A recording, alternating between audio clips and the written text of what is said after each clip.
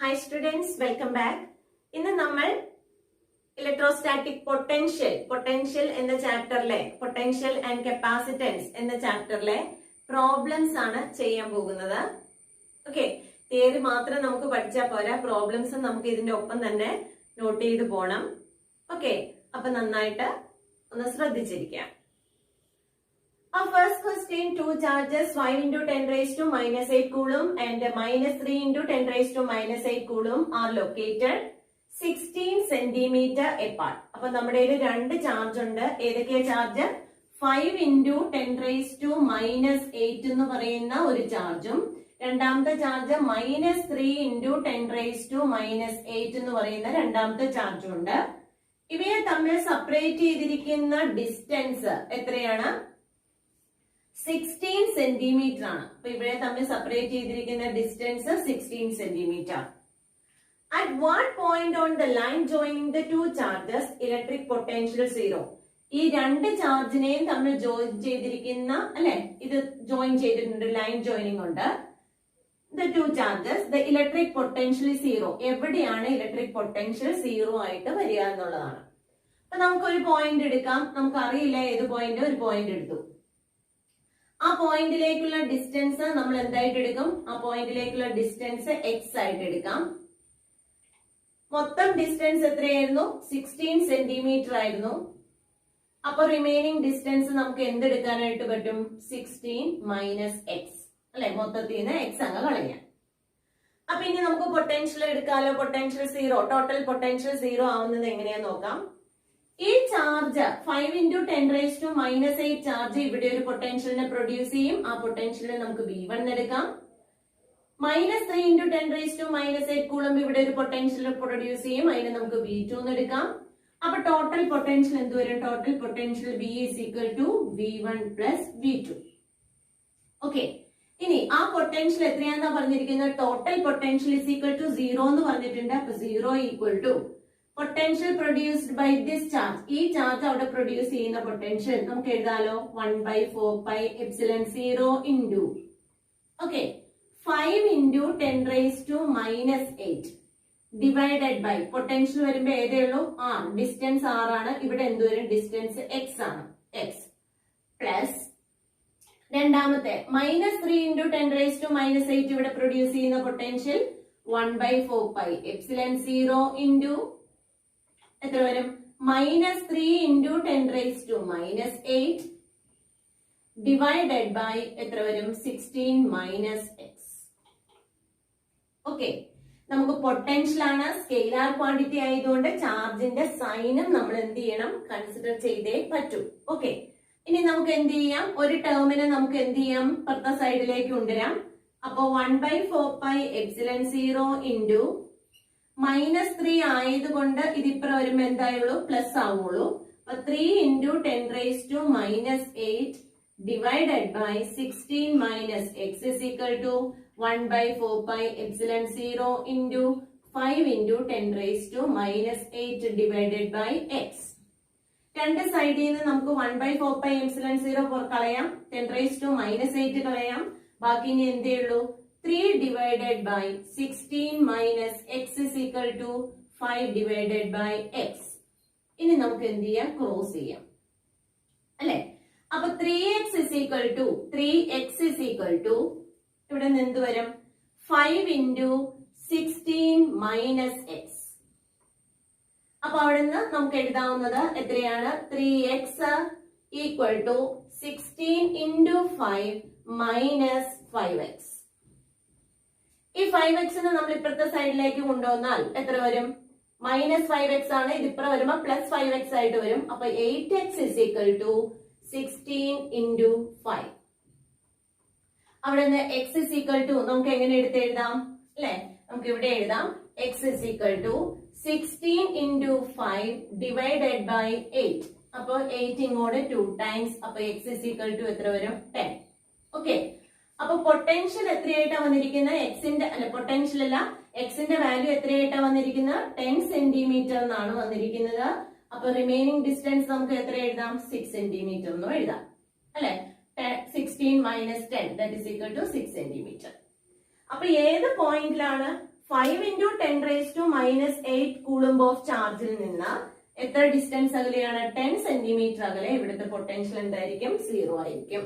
അല്ലെങ്കിൽ -3 into 10 raised to minus 8 Coulomb ചാർജിൽ നിന്ന് 6 സെന്റിമീറ്റർ എന്തായിരിക്കും? പൊട്ടൻഷ്യൽ 0 ആയിരിക്കും. ഓക്കെ, വളരെ സിമ്പിൾ ആയിട്ട് ചെയ്യാവുന്ന ക്വസ്റ്റ്യൻ ആണ്. Okay, second question. A regular hexagon of side 10 cm has a charge 5 microcoulomb at each of its vertices. Calculate the potential at the center of the hexagon. ഹെക്സഗന്റെ സെന്ററിലെ potential എത്രയാണെന്നാണ് ചോദിച്ചിട്ടുള്ളത്. ഇപ്പൊ regular hexagon ആണ്. Okay, hexagon എന്ന് പറയുമ്പോൾ എത്ര sides ഉണ്ട്? 6 sides ഉണ്ട്. Regular hexagon എന്ന് ഉദ്ദേശിക്കുന്ന എല്ലാ സൈഡ് ലെങ്തും ഒക്കെ ഈക്വൽ ആയിട്ടാണ് കേട്ടോ. അപ്പൊ regular hexagon of side 10 centimetre has A charge 5 മൈക്രോകൂളം. ഇത് 5 മൈക്രോകൂളം ചാർജ് ആണ് എല്ലായിടത്തും പ്ലേസ് ചെയ്തിരിക്കുന്നത്. മൈക്രോകൂളം 5 മൈക്രോകൂളം, ഇവിടെ 5 മൈക്രോകൂളം, ഇവിടെ അല്ലെ മൈക്രോകൂളം 5 മൈക്രോകൂളം. ഇനി എത്ര ഡിസ്റ്റൻസ് ആണ്? ഹെക്സഗന്റെ സൈഡ് ലെങ്ത് 10 സെന്റിമീറ്റർ ആണ്. ഈ സൈഡ് ലെങ്ത് 10 സെന്റിമീറ്റർ ആണെങ്കിൽ എല്ലാ സൈഡ് ലെങ്തും എന്തായിരിക്കും? 10 സെന്റിമീറ്റർ ആണ്. റെഗുലർ ഹെക്സഗൺ എന്ന് പറഞ്ഞു കഴിഞ്ഞാൽ എല്ലാ സൈഡും 10 സെന്റിമീറ്റർ വരത്തക്ക രീതിയിലുള്ള ഹെക്സഗൺ ആണ്. ഇനി എല്ലാ സൈഡ് ലെങ്തും മാത്രമല്ല, നമുക്ക് എന്ത് ചെയ്യുന്നുണ്ട്? സെന്ററിലേക്കുള്ള, ഇപ്പൊ ഇവിടാണ് സെന്റർ എങ്കിൽ സെന്ററിലേക്കുള്ള ഡിസ്റ്റൻസും എത്ര തന്നെയായിരിക്കും? 10 സെന്റിമീറ്റർ തന്നെയായിരിക്കും. അതാണ് റെഗുലർ ഹെക്സഗന്റെ പ്രത്യേകത. നമ്മൾ വരയ്ക്കുമ്പോൾ റെഗുലർ ഹെക്സഗൺ ആവണില്ല, അതുകൊണ്ടാണ് ഇത്തിരി ചില സ്ഥലത്ത് നമുക്ക് ഇത്തിരി കൂടുതൽ ലെങ്ത് തോന്നുക. ഇത് 10 സെന്റിമീറ്റർ ആണ്, 10 സെന്റിമീറ്റർ ആണ്. ഇവിടെ 10 സെന്റിമീറ്റർ. Okay, 10 centimetre. അപ്പൊ നമുക്കറിയാം ചാർജ് എല്ലാം സെയിം ആണ്, distance to the centre also same ആണ് അല്ലെ. അങ്ങനെ വരികയാണെങ്കിൽ പൊട്ടൻഷ്യൽ എങ്ങനെ വരും? പൊട്ടൻഷ്യലിന്റെ ഇക്വേഷൻ നമുക്കറിയാം. V is equal to 1/4πε0 into Q divided by R ആണ് അല്ലെ. ഇവിടെ ചാർജ് എല്ലായിടത്തെയും സെയിം ആണ്, എല്ലാ പോയിന്റിലെയും വെർട്ടിസസിലെ എല്ലാത്തിലെയും ചാർജ് സെയിം ആണ്, ഡിസ്റ്റൻസും സെയിം ആണ് അല്ലെ. അനി ഇത് എത്ര പ്രാവശ്യം? അപ്പോ ഇവിടുത്തെ പൊട്ടൻഷ്യൽ V1 ആണെങ്കിൽ ഇവിടുത്തെ പൊട്ടൻഷ്യലും V1, ഇവിടുത്തെ പൊട്ടൻഷ്യൽ V1 അല്ലെ. എല്ലാം പൊട്ടൻഷ്യൽ സെയിം പൊട്ടൻഷ്യലിനെ തന്നെയാണ് സെന്ററിൽ പ്രൊഡ്യൂസ് ചെയ്യുക. അതുകൊണ്ട് ഇത് എത്ര ടൈംസ് എന്ന് എഴുതിയാൽ മതി? 6 ടൈംസ് അല്ലെ. 6 പ്രാവശ്യം അല്ലേ വരിക? 6 times potential due to 1 charge. ഒരു ചാർജ് പ്രൊഡ്യൂസ് ചെയ്യുന്ന പൊട്ടൻഷ്യൽ പോലെ തന്നെയാണ് എല്ലായിടത്തും ഉള്ളത്. അപ്പൊ അതുകൊണ്ട് 6 ടൈംസ് അങ്ങനെ എഴുതാം. 6 into 1/4πε0ക്ക് പകരം 9 into 10 raised to 9 എന്ന് കൊടുക്കാം. ഇൻറ്റു Q, ചാർജ് എത്രയാണ്? 5 മൈക്രോ ആണ്. മൈക്രോ എന്ന് പറഞ്ഞാൽ 10 raised to -6 divided by 10 centimetre, 10 into 10 raised to -2. Okay, അപ്പൊ ഇനി ഇവിടെ നിന്ന് നമുക്ക് സോൾവ് ചെയ്യാലോ. 10 raised to -2 ഇങ്ങോട്ട് ക്യാൻസൽ ആയി പോയി, 10 raised to -4 എന്ന് വന്നു. ഇത് 10 മേളിലേക്ക് വരുമ്പോൾ അത് എന്തായി മാറും? 10 raised to 5 ആയി മാറും. അതും പോയി. ഇനി 6 into 5 അല്ലെ 30 വന്നു. 30 into 9 into 10 raised to 9 ഉണ്ട്, -5 ഉണ്ട്. 9 minus 5 is equal to 4 വരും. അപ്പൊ നമുക്ക് എങ്ങനെ എഴുതാം? 9 into 3 അല്ലെ 27 വന്നു. അപ്പൊ 27, അപ്പൊ 270 വന്നു into 10 raised to 4. ഓക്കെ, അപ്പൊ നമുക്ക് 270 into 10 raised to 4 ആണ് പൊട്ടൻഷ്യൽ. അത്രയും എന്തായിട്ട് എടുക്കാം? വോൾട്ട് എന്ന് എടുക്കാം. 270 into 10 raised to 4 വോൾട്ട്. അപ്പോ ഒരു പൊട്ടൻഷ്യൽ ഡ്യൂ ടു 1 ചാർജ് എത്രയാണ്? 1/4πε0 into Q/R ആണ്. ഇനി എല്ലാ ചാർജും എല്ലാ ഡിസ്റ്റൻസ് സെയിം ആയതുകൊണ്ട് നമ്മൾ എന്തെന്ന് എടുത്തു? ഇവിടെ 6 പ്രാവശ്യമല്ലേ വന്നിരിക്കുന്നത്, അപ്പൊ 6 ടൈംസ് എന്ന് പറഞ്ഞിട്ട് നമ്മൾ എടുത്തു. അങ്ങനെ ചെയ്താൽ മതി, അതായിരിക്കും എളുപ്പം. ഓക്കെ, ആൻസർ കണ്ടല്ലോ. 270 into 10 raised to 4 വോൾട്ട് എന്നാണ് നമുക്ക് കിട്ടിയിരിക്കുന്നത്. Okay, third question. A spherical conductor of radius 12 cm has a charge of 1.6 into 10 raised to -7 coulomb. അപ്പൊ നമ്മുടെ കയ്യില് ഒരു സ്പെറിക്കൽ കണ്ടക്ടർ ഉണ്ട്. ആ സ്പെറിക്കൽ കണ്ടക്ടറിന്റെ റേഡിയസ് തന്നിട്ടുണ്ട്. Radius R is equal to 12 centimetre ആണെന്ന് തന്നിട്ടുണ്ട്. ഹാസ് എ ചാർജ്, അതിന്റെ ചാർജ് പ്രൊവൈഡ് ചെയ്തിട്ടുണ്ട് 1.6 into 10 raised to -7 coulomb on a distributed on its surface. What is the potential inside the sphere, just outside the sphere, at a distance 18 cm from the sphere? Potential ആണ് നമ്മളോട് ചോദിച്ചിരിക്കുന്നത്. Potential on the surface നമുക്കറിയാം 1/4πε0 into q divided by radius capital R ആണെങ്കിൽ റേഡിയസിനെ നമുക്ക് capital R എന്ന് എടുക്കാം. Radius capital R ആണെങ്കിൽ q divided by capital R on the surface ആണ്. അതെന്ന് പറയുന്നത് ജസ്റ്റ് ഔട്ട്സൈഡ് ദ സ്ഫിയർ എന്ന് പറഞ്ഞാലാണ് ഓൺ ദ സർഫസ് അല്ലെ. ജസ്റ്റ് ഔട്ട്സൈഡ് ദ സ്ഫിയർ എന്ന് പറഞ്ഞാൽ ഓൺ ദ സർഫസ് തന്നെയാണ്. അപ്പൊ നമുക്ക് ഇവിടെ നിന്ന് എന്ത് കൊടുക്കാം? 1/4πε0 എന്ന് പറഞ്ഞാൽ 9 into 10⁻⁹ ഇൻറ്റു Q എന്ന് പറയുന്നത് 1.6 into 10⁻⁻7 കൂളുംബ് ആണ്. അപ്പൊ 1.6 into 10⁻⁻7 ഡിവൈഡഡ് ബൈ റേഡിയസ് എത്രയാണ്? 12 സെന്റിമീറ്റർ. സെന്റിമീറ്ററിനെ മീറ്റർ ആക്കുമ്പോൾ 10⁻⁻². ഓക്കെ, അപ്പൊ ഞാൻ രണ്ടാമത്തെ പോയിന്റ് പറയാനായിട്ട് കാരണമുണ്ട്. അപ്പൊ നമുക്ക് അടുത്തത് ചെയ്യുമ്പോൾ അതെന്താണെന്ന് മനസ്സിലാവും. ജസ്റ്റ് ഔട്ട്സൈഡ് ദ സ്ഫിയർ ആണ് ഞാൻ ആദ്യമേ കണ്ടുപിടിച്ചത്. ഓക്കെ, അപ്പൊ ഇവിടെ നമുക്ക് എന്ത് ചെയ്യാം? 3 വെച്ച് ക്യാൻസൽ ചെയ്യാം അല്ലെ. ഇനി ഇത് 416ലേക്ക് എത്ര ടൈംസ് നമുക്ക് പോകുന്നുണ്ട് അല്ലെ? 4 പ്രാവശ്യം. ഇവിടെ 1.6 ആയതുകൊണ്ട് 0.4 ആണ്. അപ്പൊ ബാക്കി ഇനി നമുക്ക് എന്തേ ഉള്ളൂ? ഇവിടെ 3 ഉണ്ട്, പിന്നെ എന്ത് വരും? 0.4 ഉണ്ട്, ഇൻറ്റു 10⁻². -2 -7ലേക്ക് ക്യാൻസൽ ചെയ്തപ്പോ 10⁻⁻5 വന്നു. അപ്പൊ 10⁻⁻5 ഇൻറ്റു 10⁻⁹. ഓക്കെ, അപ്പൊ ഇത് നമുക്ക് എന്ത് ചെയ്യാം അല്ലെ? 12 എന്ന് കിട്ടി, 1.2 എന്ന് കിട്ടും. 1.2 ഇൻറ്റു 10⁻² നമുക്ക് എത്ര വരിക? 4 എന്ന് കിട്ടി. ഇത്രയുമാണ് നമ്മുടെ എന്തെന്ന് പറയാ potential on the surface. Okay, അപ്പോ potential on the surface of the spherical conductor എന്ന് പറഞ്ഞാൽ എത്രയാണ്? 1.2 ഇൻറ്റു 10⁻⁴ വോൾട്ട് ആണ്. ഇനി പൊട്ടൻഷ്യൽ ഇൻസൈഡ് ദ സ്ഫിയറോ? നമ്മൾ പഠിച്ചിട്ടുണ്ട് പൊട്ടൻഷ്യൽ ഇൻസൈഡ് ദ ഷെല്ല് അല്ലെങ്കിൽ potential inside the spherical conductor എങ്ങനെയായിരിക്കും? Remains constant and its value is equal to potential on the surface അല്ലെ. സർഫസിലെ പൊട്ടൻഷ്യൽ എന്താണോ അത് തന്നെയായിരിക്കും ഇൻസൈഡില്. അപ്പൊ പൊട്ടൻഷ്യൽ ഓൺ ദ സർഫസ് അല്ലെ equal to potential inside equal to, രണ്ടും സെയിം ആണ്, equal to 1.2 into 10⁻⁴. Okay, inside the ഷെല്ലും പൊട്ടൻഷ്യൽ അല്ലെങ്കിൽ inside the spherical conductor potential എങ്ങനെയാണ്? Remains constant. ഇലക്ട്രിക് ഫീൽഡ് ആയിരുന്നെങ്കിൽ നമ്മൾ എന്ത് പറഞ്ഞേനെ? Electric field inside the is equal to 0. Okay, നമുക്ക് ഇലക്ട്രിക് ഫീൽഡ് കണ്ടുപിടിക്കാൻ അറിയാം. ഇലക്ട്രിക് ഫീൽഡ് ആണെങ്കിൽ 1/4πε0 ഇൻറ്റു q/r² വെച്ച് ചെയ്ത് സർഫസിലെയും കണ്ടുപിടിക്കാം. ഇനി നമുക്ക് അറിയേണ്ടത് at A distance 18 centimetre from the centre of the sphere അല്ലെ. സെന്ററിൽ നിന്ന് 18 സെന്റിമീറ്റർ അകലത്തെ പൊട്ടൻഷ്യൽ ആണ് കണ്ടുപിടിക്കേണ്ടത്. 18 സെന്റിമീറ്ററില്. അപ്പൊ അവിടെ എങ്ങനെ കണ്ടുപിടിക്കാം? വീണ്ടും നമുക്ക് ഇക്വേഷൻ യൂസ് ചെയ്യാം. ഏത് equation? v is equal to 1/4πε0 into q/r അല്ലെ. അവിടെ നമ്മൾ കൊടുക്കുന്നത് ഏതാണ്? സ്മോൾ r കൊടുത്ത് നമുക്ക് ചെയ്യാം. ഓക്കെ, അപ്പൊ സ്മോൾ ആറിന്റെ വാല്യൂ നമ്മളൊന്ന് സബ്സ്റ്റിറ്റ്യൂട്ട് ചെയ്യാണ്. ഇവിടെ എത്ര വരും? 9 ഇൻറ്റു 10⁻⁹ ഇൻറ്റു 18 അല്ലെ.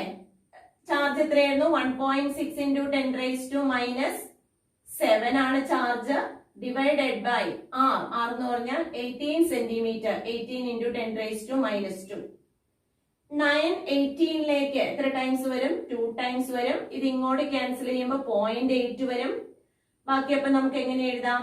10⁻⁹ ഉണ്ട്, ഇൻറ്റു 0.8 ഉണ്ട്, ഇൻറ്റു 10⁻⁻7 ഉണ്ട്. ഈ 10⁻⁻2 താഴെ ഉണ്ടത് മേളിലേക്ക് വരുമ്പോൾ 10⁻+2 ആയിട്ടുണ്ട്. ഓക്കെ, അപ്പൊ നമുക്ക് എങ്ങനെ എടുക്കാം? -7 10⁻9ലേക്ക് പോയി കഴിഞ്ഞാൽ ബാക്കി 10⁻2 അല്ലേ ഉള്ളൂ. അപ്പൊ 0.8 ഇൻറ്റു 10⁻2 ഇൻറ്റു 10⁻2 എത്ര വരും? 0.8 ഇൻറ്റു 10⁻2 എത്ര വരും? 4 എന്ന് വരും. അത്രയും വോൾട്ട് ആണ് നമ്മുടെ എന്തെന്ന് പറയാ? പൊട്ടൻഷ്യൽ എന്ന് പറയാം. ഓക്കെ, അപ്പൊ നമുക്ക് സർഫസിലെ പൊട്ടൻഷ്യലും ഇൻസൈഡിലെ പൊട്ടൻഷ്യലും റിമെയിൻസ് കോൺസ്റ്റന്റ് ആണ്. അതുകൊണ്ട് അത് ഒരു പ്രാവശ്യം കണ്ടുപിടിച്ചാൽ മതി അല്ലെ. പക്ഷെ ആ കോൺസെപ്റ്റ് അറിഞ്ഞിരിക്കണം. Potential on the surface is equal to potential inside the shell of spherical conductor. ഇനി ഔട്ട്സൈഡിൽ കാണാനായിട്ട് 18 സെന്റിമീറ്റർ ഇട്ട് തന്നെ ചെയ്യാം. ചാർജ് റിമെയിൻ സെയിം ആണ് അല്ലെ. ചാർജ് സെയിം തന്നെ. ഡിസ്റ്റൻസ് മാറ്റി നമ്മൾ സോൾവ് ചെയ്തു. Okay, next question is a parallel plate capacitor with air between the plates has a capacitance of 8 picofarad. അപ്പൊ നമ്മുടെ ഒരു പാരലൽ പ്ലേറ്റ് കപ്പാസിറ്റർ ഉണ്ട്, ഇതിന്റെ ഇടയിൽ എയർ ആണ്, അതിന്റെ കപ്പാസിറ്റൻസ് എത്രയാണ് തന്നിരിക്കുന്നത്? 8 picofarad എന്ന് തന്നിട്ടുണ്ട്. Okay, what will be the capacitance if the distance between the plates is reduced to half? ഇതിന്റെ ഡിസ്റ്റൻസ് d ആയിരുന്നു, ഏരിയ a ആണ് അല്ലെ. ഇനി എന്ത് ചെയ്യാണ്? Distance between the plates is reduced to half. അപ്പൊ നമുക്ക് എന്ത് ചെയ്യാണ്? ഈ പ്ലേറ്റിന് ഇടയ്ക്കുള്ള ഡിസ്റ്റൻസ് ഹാഫ് ആക്കി, അപ്പൊ d/2 ആക്കി, reduced to half. And the space between them is filled with a dielectric constant. ഇതിന്റെ ഉള്ളിൽ മൊത്തം എന്ത് ചെയ്തു? ഡയലക്ട്രിക് കോൺസ്റ്റന്റ് എപ്സിലൺ ആർ എന്ന് പറയുന്നത് 6 വെച്ചു. Okay, dielectric constant 6. അപ്പൊ പുതിയ കപ്പാസിറ്റൻസ് എത്രയാണെന്നാണ് ചോദിച്ചിട്ടുള്ളത്. നമ്മുടെ തിയറിയിൽ വളരെ വ്യക്തമായി പറഞ്ഞിട്ടുണ്ട്. കപ്പാസിറ്റൻസ്, ഇവിടുത്തെ കപ്പാസിറ്റൻസ് എയർ ആണെങ്കിൽ എന്ത് വരും? Epsilon 0 a divided by d. അപ്പൊ ഇവിടെ നമുക്ക് എങ്ങനെ എഴുതാം? കപ്പാസിറ്റൻസ് സി ഡാഷ് എന്ന് എടുക്കാം. എപ്സിലൺ 0 a, ഏരിയ അങ്ങനെ തന്നെ, ഏരിയക്ക് ചേഞ്ച് ഒന്നും പറഞ്ഞിട്ടില്ല, അതുകൊണ്ട് a തന്നെ. ഡിസ്റ്റൻസ് എന്ത് വന്നു? d/2. ഇനി ഇവിടെ പറഞ്ഞിരിക്കുന്ന മീഡിയം വെച്ചു എന്നാ. അപ്പൊ മീഡിയം വെക്കുമ്പോ എപ്സിലൺ 0യുടെ കൂടെ ആരും കൂടെ വേണം? എപ്സിലൺ ആറും കൂടെ വേണം അല്ലെ. Epsilon 0 epsilon R a divided by d. അപ്പൊ ഈ d/2 ന്റെ എന്ത് ചെയ്യുക? 2 മേളിലേക്ക് ചെല്ലുമല്ലോ. അപ്പൊ നമുക്ക് ഇങ്ങനെ എഴുതാം, 2 times epsilon 0 epsilon R a divided by d. Okay, ഒന്ന് റീഅറേഞ്ച് ചെയ്താൽ 2 എപ്സിലൺ ആർ എന്ന് കൊടുത്തു, into epsilon 0 a divided by d എന്ന് എടുത്തു. എപ്സിലൺ 0 a/d നമുക്ക് 8 picofarad എന്ന് തന്നിട്ടുണ്ട് അല്ലെ. അപ്പൊ ഇതിന് പകരം നമുക്ക് എന്ത് എഴുതാം? 8 picofarad എന്ന് എഴുതാം. അപ്പൊ 2 ഇൻറ്റു എപ്സിലൺ ആറിന് പകരം എന്ത് എഴുതാം? എപ്സിലൺ ആർ തന്നിട്ടുണ്ട് 6 ആണ്. അപ്പൊ 6 ഇൻറ്റു എപ്സിലൺ 0 a/d ക്ക് പകരം 8 picofarad എന്ന് കൊടുത്തു, 8 picofarad. ഓക്കെ, അപ്പൊ എത്ര വരും? 12 എന്ന് വന്നു. അപ്പൊ നമുക്ക് എഴുതാം, ആൻസർ എത്ര വരും? 12 ഇൻറ്റു 8 picofarad അല്ലെ. 12 ഇൻറ്റു 8, 8 ഇൻറ്റു 2 16 ആണ്. ശിഷ്ടം 1 1 9 അല്ലെ. 12 ഇൻറ്റു 8 ഈസ് ഈക്വൽ ടു 96. അപ്പൊ 96 picofarad എന്ന് നമുക്ക് ആൻസർ കിട്ടി. ഓക്കെ, അപ്പൊ എന്താ ചെയ്യാം? ഡിസ്റ്റൻസ് ഹാഫ് ആക്കി മീഡിയം വെച്ചു. അപ്പോ മീഡിയം വെക്കുമ്പോ എപ്സിലൺ 0 എപ്സിലൺ ആർ a/d ആണ്. d ഹാഫ് ആക്കിയതുകൊണ്ട് d/2 കൊടുത്തു. ഈ 2 മേളിലേക്ക് വന്നു. എന്നിട്ട് നമ്മളൊന്ന് റീഅറേഞ്ച് ചെയ്തു ആൻസർ എഴുതി. Okay, fifth question. 3 capacitors each of capacitance 9 picofarad are connected in series. അപ്പൊ 3 കപ്പാസിറ്റേഴ്സ് സീരീസ് ആയിട്ട് കണക്ട് ചെയ്തിട്ടുണ്ട്. ഈ 3 കപ്പാസിറ്റേഴ്സിന്റെയും കപ്പാസിറ്റൻസ് സെയിം ആണ്, 9 picofarad ആണ്. ഇവിടെ 9 picofarad, ഇവിടെ 9 picofarad. Connected in series, what is the total capacitance of the combination? ഇപ്പൊ നമ്മളോട് ചോദിച്ചിരിക്കുന്ന ഫസ്റ്റ് ക്വസ്റ്റ്യൻ എന്ന് പറയുന്ന total capacitance of the combination ആണ്. നമ്മൾ പഠിച്ചിരുന്നു എന്താണ്? 1/CS is equal to 1/C1 plus 1/C2 plus 1/C3 എന്ന്. അതും അല്ലാണ്ട് നമ്മൾ പഠിച്ചിട്ടുണ്ട് 3 എണ്ണത്തിന്റെയും കപ്പാസിറ്റൻസിന്റെ വാല്യൂസ് ഈക്വൽ ആയിട്ട് വരുവാണെങ്കിൽ 1/C plus 1/C plus 1/C ആണ്. അപ്പൊ അതെന്ത് വരും? 3 ഡിവൈഡഡ് ബൈ C എന്ന് വരും അല്ലെ. ഇവിടെ എല്ലാത്തിന്റെയും C1 C2 C3 എല്ലാം സെയിം ആയതുകൊണ്ട് 3/C എന്ന് വരും. അപ്പൊ 1/CS എന്ന് എഴുതി. അപ്പൊ CS is equal to എന്ത് വരും? C divided by 3. ഓക്കെ, അപ്പൊ നമ്മള് ഇത് കണ്ടു കഴിയുമ്പോ എല്ലാത്തിന്റെയും കപ്പാസിറ്റൻസിന്റെ വാല്യൂ ഈക്വൽ ആണെന്ന് കണ്ടു കഴിയുമ്പോ അപ്പൊ തന്നെ നമുക്ക് ഓർമ്മ വരണം എന്താ equation? CS is equal to C/N. 3 എണ്ണം ഉണ്ട്. അപ്പൊ N എത്രയാ? 3. അപ്പൊ C/3. ഓക്കെ, അപ്പൊ C is equal to എത്രയാണ്? 9 പൈക്കോ ആണ്. പൈക്കോ എന്ന് പറഞ്ഞാൽ 10⁻⁻12 ആണ് അല്ലെ, ഫാരഡ് ആണ്. Divided by 3. അപ്പൊ എത്ര വന്നു? 3 ഇൻറ്റു 10⁻⁻12 ഫാരഡ്. അല്ലെങ്കിൽ നമുക്ക് ഇവിടെ പറയാം 3 പൈക്കോ ഫാരഡ് ആണ് നമ്മുടെ എന്തെന്ന് പറയാ കപ്പാസിറ്റൻസ്. ഓക്കെ, അപ്പൊ ഇത് കിട്ടിയല്ലോ എങ്ങനെയാന്നുള്ളത്. 3 എണ്ണത്തിന്റെയും കപ്പാസിറ്റൻസ് സെയിം ആയതുകൊണ്ട് CS is equal to C/3 ഇട്ട് നമ്മൾ സോൾവ് ചെയ്തു. ഓക്കെ, ഇനി നമുക്ക് അറിയേണ്ടത് what is the potential difference across each capacitor if the combination is connected to 120 volt supply. അല്ലെ, നമ്മൾ ഇതിനെ കണക്ട് ചെയ്തിരിക്കുന്നത് എങ്ങോട്ടാണ്? 120 വോൾട്ട് സപ്ലൈയിലേക്കാണ് കണക്ട് ചെയ്തിരിക്കുന്നത്. 120 വോൾട്ടിലേക്ക് കണക്ട് ചെയ്തിട്ടുണ്ട്. ഓക്കെ, അങ്ങനെയാണെങ്കിൽ വാട്ട് അബൌട്ട് ദ കപ്പാസിറ്റൻസ് എന്നാണ് നമ്മളോട് ചോദിച്ചിട്ടുള്ളത്. അല്ലെ, what about the potential difference across each capacitor. ഓരോ കപ്പാസിറ്ററിനും അക്രോസ് ആയിട്ടുള്ള പൊട്ടൻഷ്യൽ ഡിഫറൻസ് എത്രയാണ്? അപ്പൊ നമുക്ക് ആദ്യം എന്ത് ചെയ്യണം? ചാർജ്, നമുക്കിപ്പോ കപ്പാസിറ്റൻസ് അറിയാം, അപ്ലൈഡ് വോൾട്ടേജ് അറിയാം. അപ്പൊ നമ്മൾ ആദ്യം ചെയ്യേണ്ടത് ചാർജ് എത്രയാണെന്നാണ്, ഇതിൽ കൂടെ ഫ്ലോ ചെയ്യുന്ന ചാർജ് എത്രയാണെന്ന് കണ്ടുപിടിക്കുകയാണ്. നമ്മൾ തിയറി പറഞ്ഞപ്പോ പറഞ്ഞു ചാർജ് ഇവിടുത്തെ ക്യൂ ആണെങ്കിൽ ഇവിടുത്തെ എന്തായിരിക്കും? ക്യൂ ആണ്. ഇവിടത്തെയും ക്യൂ ആണ്. അല്ലെ, ചാർജ് റിമെയിൻസ് കോൺസ്റ്റന്റ് ആണ്. അപ്പൊ നമുക്ക് ഇവിടെ എന്ത് ചെയ്യാം? ക്യൂ ഇസ് ഈക്വൽ ടു എന്തായിട്ട് എഴുതാം? C into V. ക്യൂ ആണ് കണ്ടുപിടിക്കേണ്ടത്. സി നമുക്കറിയാം. സി എത്രയാണ്? 3 പൈക്കോ ഫാരഡ് ആണ്. അപ്പൊ 3 ഇൻറ്റു 10⁻⁻12 ഇൻറ്റു 120. അപ്പൊ ചാർജ് നമ്മൾ കണ്ടുപിടിച്ചു. എത്രയാണ്? 12 ഇൻറ്റു 3 എത്ര വരും? 36. അപ്പൊ 360 ഇൻറ്റു 10⁻⁻12 ആണ് ഇവിടുത്തെ എന്ത് വരിക? അത്രയും കൂളംബാണ് അവിടുത്തെ എന്തെന്ന് പറയാ? ചാർജ്. ഓക്കെ, അപ്പൊ ചാർജ് നമുക്ക് കിട്ടി. ഇനി നമുക്ക് പൊട്ടൻഷ്യൽ അറിയാലോ. പൊട്ടൻഷ്യൽ എങ്ങനെ കണ്ടുപിടിക്കാം? എങ്ങനെയാ നമ്മൾ കണ്ടുപിടിക്കുക? Potential V is equal to, അല്ലെ, ഒരെണ്ണത്തിന് അക്രോസ് ആയിട്ടുള്ള പൊട്ടൻഷ്യൽ Q ആണ് ഇവിടുത്തെ ചാർജ്. ഇവിടുത്തെ കപ്പാസിറ്റൻസ് നമുക്കറിയാം. അല്ലെ, Q ചാർജ് ഉണ്ട്, C1 കപ്പാസിറ്റർ അല്ലെങ്കിൽ C കപ്പാസിറ്റൻസ് ഉണ്ടെങ്കിൽ അവിടുത്തെ പൊട്ടൻഷ്യൽ എങ്ങനെ എടുക്കാം? V1 is equal to എങ്ങനെ എഴുതാം? Q divided by C. അല്ലെ, Q is equal to CV അല്ലേ നമ്മൾ പഠിച്ചേക്കണത്. അപ്പൊ V is equal to Q by C. അപ്പോ ആദ്യത്തെ കേസിൽ എങ്ങനെ എഴുതാം? Q അറിയാം, 360 ഇൻറ്റു 10⁻⁻12 ഡിവൈഡഡ് ബൈ എത്ര വരും? C. C എന്ന് പറഞ്ഞാൽ 9 പൈക്കോ ആണ്. പൈക്കോ എന്ന് പറയുമ്പോൾ 10⁻⁻12 ക്യാൻസൽ ആയി. അപ്പൊ എത്ര വരും? 9 ഇൻറ്റു എത്രയാണ്? 36ലേക്ക് വരിക 4 അല്ലെ, 4. അപ്പൊ ഇവിടെ എന്ത് വരും? 40. അപ്പൊ 40 വരും. 40 ആണ് ഇവിടുത്തെ എന്തെന്ന് പറയാ? പൊട്ടൻഷ്യൽ വരിക. Potential V is equal to 40 എന്ന് നമുക്ക് കിട്ടി. ഓക്കെ, ഇത് 40 ആണെങ്കിൽ, 40 വോൾട്ട് ആണെങ്കിൽ നമുക്കറിയാം ഇവിടുത്തെ ചാർജും ഇവിടുത്തെ കപ്പാസിറ്റൻസ് സെയിം ആണല്ലോ. അപ്പൊ ഇവിടെ എത്ര വരും? 40 വരും. ഇവിടെ എത്ര വരും? 40 വരും. ഓക്കെ, അപ്പോ എല്ലായിടത്തെയും പൊട്ടൻഷ്യൽ എങ്ങനെയാണ്? പൊട്ടൻഷ്യൽ കോൺസ്റ്റന്റ് ആണ്. ആ പൊട്ടൻഷ്യൽ എത്രയായിട്ട് എടുക്കാം? 40 വോൾട്ട് നമുക്ക് എടുക്കാം.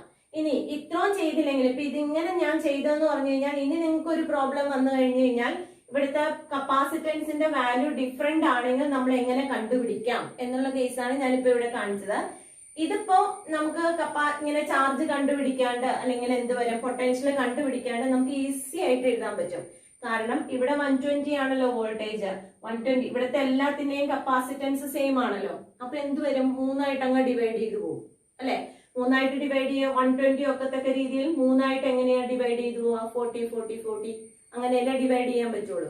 ഇവിടെ നമുക്ക് സിമ്പിൾ ആയിട്ട് ചുമ്മാ എഴുതാം, അല്ലെ. പക്ഷെ നമുക്ക് വേറൊരു ക്വസ്റ്റ്യൻ ചോദിച്ചാൽ എങ്ങനെ ചെയ്യണം?